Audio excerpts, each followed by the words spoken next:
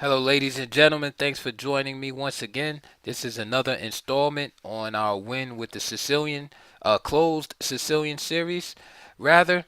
And right now we are looking at systems dealing with the move to E6 from black, a very strong and robust defense, which black usually takes on isolated positions, which are definitely for those players who like to play dynamically, especially if you play the Tarish and the Queen's Gambit declined, then this system, or the French Tarish also, as Victor Corsnoy did for many years, this system is definitely uh, right up your alley if you're black. The first game we looked at in the 2 E6 variation was between a hard-fought draw between Boris Spassky and Gary Kasparov. In this game, we're going to look at uh, the British player Gary Lane, who's the author of many books, and this book, whom my commentary is loosely based off of his notes, and also with the black pieces, uh, famous Grandmaster, British Grandmaster GM John Nunn, who is also author of many books. And this game took place in Stroud, 1980, when both players were very young.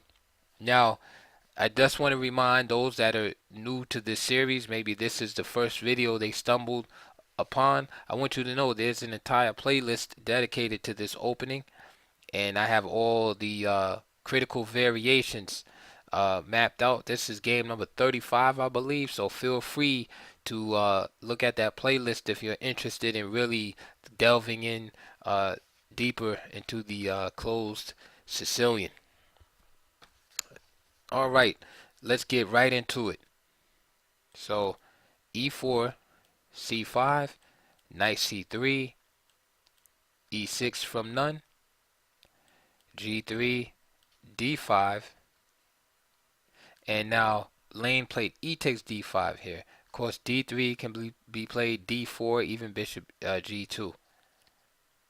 But Lane opts to give black the isolated pawn, and there we see d4. And now this is like basically a straightforward method to try to play in similar variation to the Tarish, the Rubinstein variation of the Tarish defense, where you're going to try to punish blacks liberating moves in the center with just active piece play revolving around d5.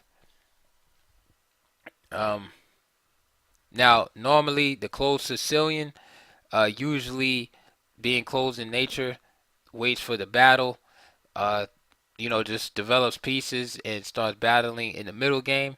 But here we see a slight deviation from that, since white has played d4 early in the game, so we'll see a central battle. Um, Now, so Nunn played c takes d4. Okay, queen takes. And of course, when black plays c takes d4 early, he's usually trying to gain some time on the queen, since the queen is, been lulled out of her hiding place. So knight f6, bishop g5, bishop e7, and bishop b5 check. Okay.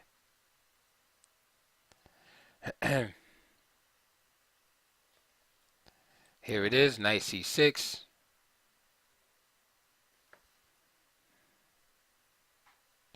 And now what we have here is bishop takes f6. Notice that knight c6, the knight on c6 is pinned, so the queen cannot be captured. And now after bishop takes f6, the queen tucks herself on the c5 square. And again, this is the price that black has to pay when dealing with isolated pawn situations that you create. You have weak squares around the isolated pawn. Notice white didn't fall for the silly silly trap involving queen takes d5, where the game is resignable after bishop takes c3. Instead, queen c5, temporarily preventing castling and also um, threatening to actually win a pawn after bishop takes c6.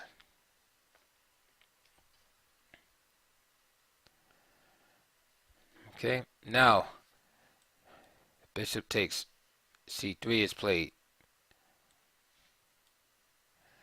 B takes c3, and now queen e7. Again, another endgame, as we saw in the first game in this variation with Spassky and Kasparov. King takes e7, and now castle. Now, wow, this is for you chess aficionados out there. Now, I used to play this as black in reverse when I was a e4 when I used to respond to e4 with e5 as black, and this is like similar to the Goring Gambit. If you're familiar with the Goring Gambit, with the black pieces, if you're an e4 e5 player, give a shout out in the comment box. But this is the similar position reversed. That is actually good for black. He takes on his double pawns, and he gets a decent game. He's not winning, of course, but he gets a comfortable game. So now you see white with the reverse colors position. So white is gonna again pile up on that isolated pawn. Black's gonna try to defend it and then pile up on those double pawns himself. A real interested position. There it is. Here comes the protection. Bishop e6. Knight e2. And now king d6. Okay. Now this is kind of dangerous because you're creating this opposition right. It's a real provocative move. In other words, you're putting your king right in line with the enemy rook. Um, More natural is just to move the rooks into play, right? Maybe rook ac8 or something like that, or bring this rook over here. That's what I would do. I think that's what like 90% of the players would do. But perhaps Nunn felt he was, the game's drifting towards a draw, and there's a lot of psychological factors in chess. Perhaps Nunn felt he was a stronger player, wanted to outplay his opponent, so he felt maybe he had to do something provocative. The second issue could have been time. He felt he could exploit the opponent's time pressure. I mean, we won't know unless we actually spoke to the players, but just know that King D6 is like one of those moves that's a little on the suspect side. But it's obvious that Black is hoping maybe White will make a mistake. Because if he wanted to draw, Black wanted to draw, he could draw. So Rook H E1 is played, and now here's more of the same. Just activating the king. Right, it's dangerous because you still have the rooks. C4, and now D takes C4. Bishop takes C6, and B takes C6. Again, if Nunn wanted to draw, I mean, what's wrong with just taking like that? King takes, and let's say knight d4. And of course, you have to find this move right here, but you should be all right after takes, and then followed by, the trade of rooks. I'm sorry, not that, because check right here. Right here. There we go. All right, and you have 3 pawns on one side, against 3 on the other. So, based on looking at all of the moves, it seems like Nunn was trying to, kind of swindle his opponent a little bit.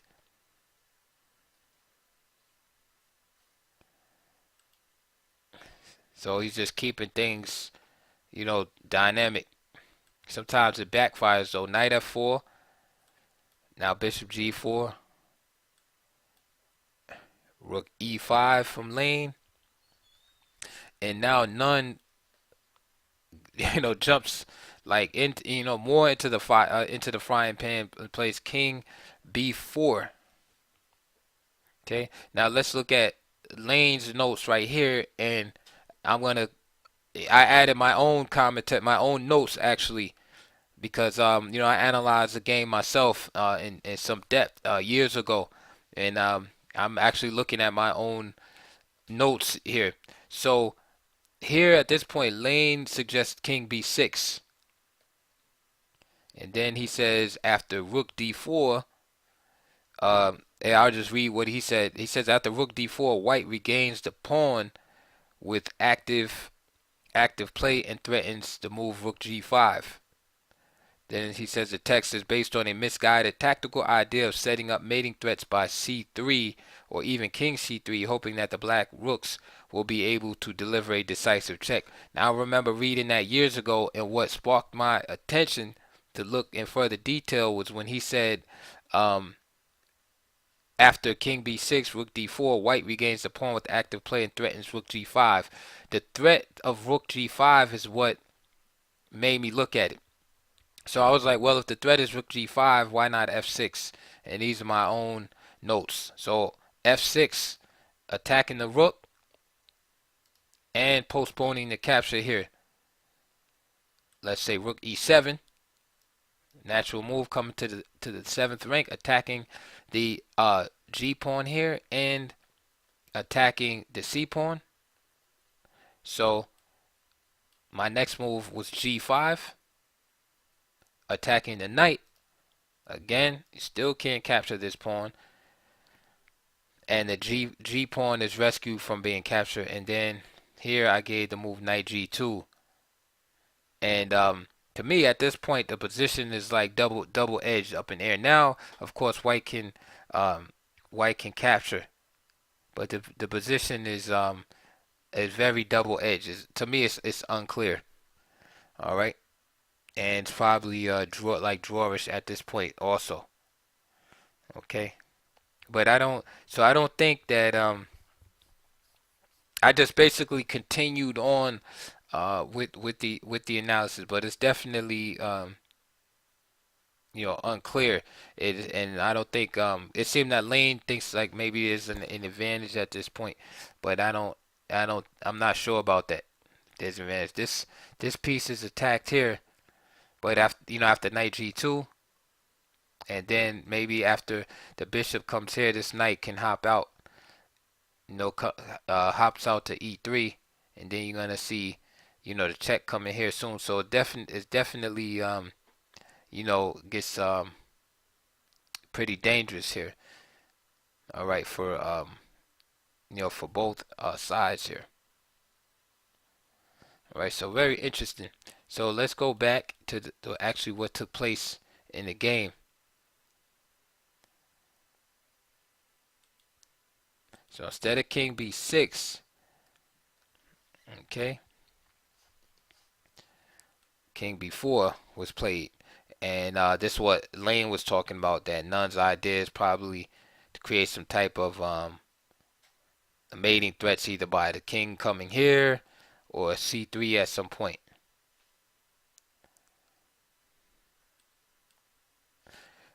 So now rook d4. Okay. Now bishop e6 was played. Of course, natural move here, but to me, that's what I feel like was the big blunder, is bishop e6.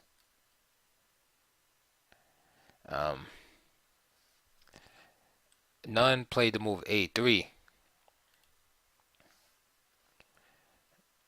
Okay, and of course, the same type of thing could be played. Simpler and more logical is just knight takes e6, f takes e6, and then a3, and then you got a mating net around the king. All right, and that's mate 4. That's what I have written down. Okay, in my notes. So if you want to figure that out after A3, that is a mate in 4, but you can see that the uh the black king is going down in that position. So after bishop E6, Lane played A3 first. King takes A3. Then he took knight takes E6 and king B4. And again, here's he can't capture the piece back because of the mate. So if he tried here, he got rook takes C4, A5 for example, rook E3 check, king A2, and then just rook A4. And all of those king moves, turn against Nunn. So after A3 was played, king takes, knight takes, and then he played king B4, and then simply rook C5, and then Nunn was forced to resign here. So good game by Lane, the author of the text. Um, and again, my conclusion and summary of that game is just that Nunn just took too many chances. So just wrapping it up from here, again after this E6 variation, you get position similar to the French Terrace, and also the Terrace defense of the um, Queen's Gambit decline. So it's playable, but just know that as white, that black can definitely end up with good piece play, as all the open files and diagonals are available. And yeah, if you're not familiar with the Goring Gambit, look at this position just in reverse, and you'll see black has like the similar position. It's actually a good position for black. So it's good for white also. Same ideas and plans. And basically, the last point I want to make, and the reason why white lost so quick is just, black lost so quick is just Nunn was just taking took too many liberties and chances in the position. With this, for instance, here he should have just captured with the king, and instead of going forward with the king, going back to B6 was his best bet. Although, as a variation I've shown previously, white does gain some activity, but it's better that white has a little bit of activity than they're gonna just get mated in the position. So that concludes that game in a 2E6 variation. We have one more that we're going to look at in the next video. And again, please like and subscribe. Um, Feel free to hit the, send a donation. That would be greatly appreciated. And also check all the links below. The link to this actual book is there. Of course, it doesn't have my notes in it because, I've jotted my notes down, years ago. I've rechecked them, of course, making the video, but I've put in a lot of work, and also um, any questions or comments, I try to answer them as soon as possible. If you have any openings that you would like to see reviewed, just let me know in the comment and suggestion box, and if you like the channel, just help me build the channel up. That would be fantastic. Donations, getting the DVDs, and and just like subscribing to the channel. And again, we have an entire playlist dedicated to this opening, and we have I think what is it? I think we have like 3 more games to go, and that would be it for this. Nope, 2 more games to go, and that'll be it for this particular text. And then we'll be moving on. So if you want to play the closed Sicilian, just hit that playlist, and I suggest you look over. Just it's a long playlist, but look at the videos. If pick one particular variation, that's what I would do. Okay, and just work on that. Pick one particular variation until you and watch those videos, on repeat, a few times and play, because it's important to watch watch here and then practice. You can't get anywhere in chess without the actual practice. I don't care how many videos you watch. You gotta practice. So look at the video, get the ideas, and then get a feel for the position. Start playing a lot of speed chess. 3-minute games. 5-minute games, whatever your speed is. Get a lot of those, even bullet games, just to get a feel for the position. Then after you play a bunch of those, then play like a 15-minute game and just write the moves down. Then go analyze the games yourself. Then go and rewatch the video material. I guarantee that you're understanding this particular opening or any opening for that matter, the system is gonna improve. So with that, I will see you shortly on the next video. Stay tuned.